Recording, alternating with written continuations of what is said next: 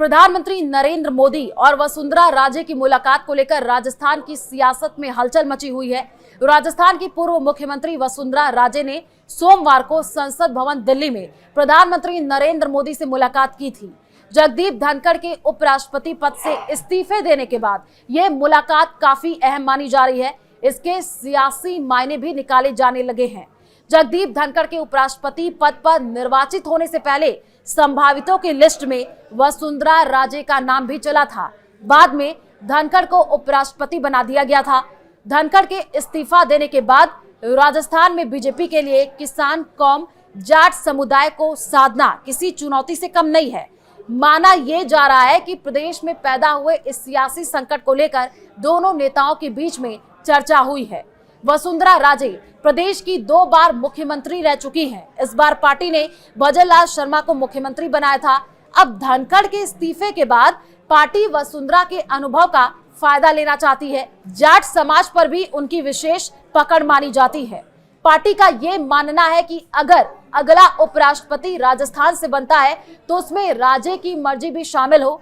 उपराष्ट्रपति की दौड़ में राजस्थान के रहने वाले सिक्किम के राज्यपाल ओम माथुर का नाम भी चल रहा है।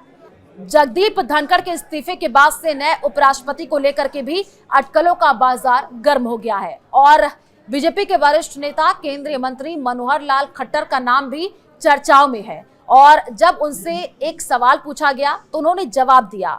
जब उनसे पूछा गया क्या वो उपराष्ट्रपति के रेस में हैं, तो उन्होंने कहा, मैं विकल्प चुनने के लिए पैदा ही नहीं हुआ हूं। मुझे जो सूचना मिलती है उसके हिसाब से काम करता हूं। इसका मतलब साफ है कि वो किसी पद के लिए अपनी पसंद जाहिर करने के बजाय पार्टी के आदेशों का पालन करेंगे।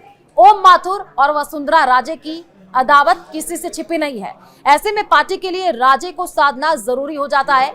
इसके साथ ही पार्टी में अभी राष्ट्रीय अध्यक्ष का चुनाव भी होना है। हालांकि राष्ट्रीय अध्यक्ष के लिए भी वसुंधरा का नाम चला था। पीएम नरेंद्र मोदी और वसुंधरा राजे की इस मुलाकात को वसुंधरा समर्थकों की मांग से भी जोड़कर देखा जा रहा है।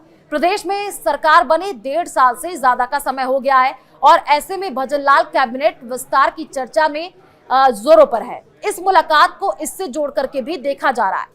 राजनीतिक जानकारों का ये मानना है कि वसुंधरा अपने गुट के नेताओं को मंत्रिमंडल और राजनीति नियुक्तियों में तरजीह दिलाने और अन्य संगठनात्मक मुद्दों को लेकर लंबे समय से पीएम मोदी से मिलने का समय मांग रही थी। तो क्या वसुंधरा राजे बनेंगी अगली उपराष्ट्रपति? इस पर अभी भी सस्पेंस बरकरार है और अगले कुछ दिनों में तस्वीर साफ हो जाएगी।